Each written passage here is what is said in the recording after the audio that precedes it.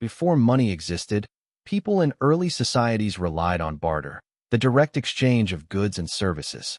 Imagine trading corn for cloth or livestock for tools. It worked, but not very well. By the time European settlers arrived in North America in the early 1600s, barter was still common, but it quickly became impractical in growing colonies. In 1607, the first permanent English settlement was established in Jamestown, Virginia. Colonists struggled with shortages of coins from England. To cope, they began using commodity money, items with intrinsic value. One of the most famous examples was tobacco. By 1619, tobacco had become so important in Virginia that it was officially used as currency. Farmers could pay taxes and debts with it. 99891. Fast forward to 1690 in Boston, Massachusetts. The Massachusetts Bay Colony, facing military expenses from a failed expedition against Quebec, did something revolutionary. They issued the first paper money in the American colonies. This move was led by colonial officials like Sir William Phipps, the governor at the time. These paper notes, called bills of credit, were not backed by gold or silver, but by trust in the government. Fast forward to 1690 in Boston, Massachusetts. The Massachusetts Bay Colony, facing military expenses from a failed expedition against Quebec, did something revolutionary. During the American Revolution, money became even more critical. In 1775, the Continental Congress, meeting in Philadelphia, began issuing paper currency known as the Continental Dollar. Key figures included Benjamin Franklin, John Adams, and Thomas Jefferson. However, the government printed too much money without strong backing. The result? Massive inflation. This led to the famous phrase, "Not worth a continental." After independence, the young nation needed a stable system.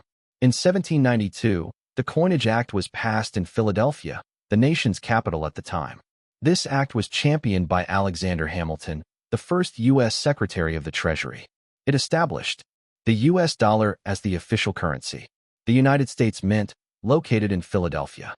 Standard coins made of gold, silver, and copper. Hamilton believed strongly in a stable, centralized financial system. During the Civil War, the U.S. government needed money fast.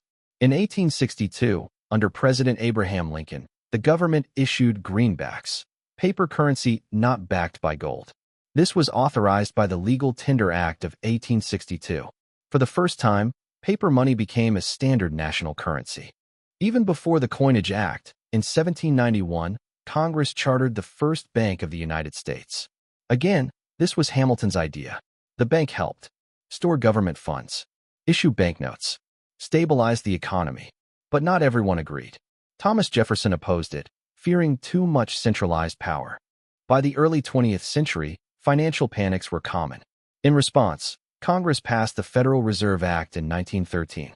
Signed by President Woodrow Wilson, it created the Federal Reserve System, the central bank of the United States. Key locations included Washington, D.C., Federal Reserve Board. Regional banks like the Federal Reserve Bank of New York. This system still controls the money supply today. Today, money is no longer backed by gold. Since 1971, when President Richard Nixon ended the gold standard, U.S. money has been fiat currency. It has value because the government declares it so.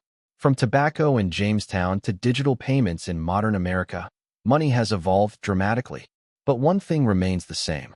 Money works because people believe in it. Thank you for watching. Subscribe for more interesting videos. Like, share, comment if you enjoyed it.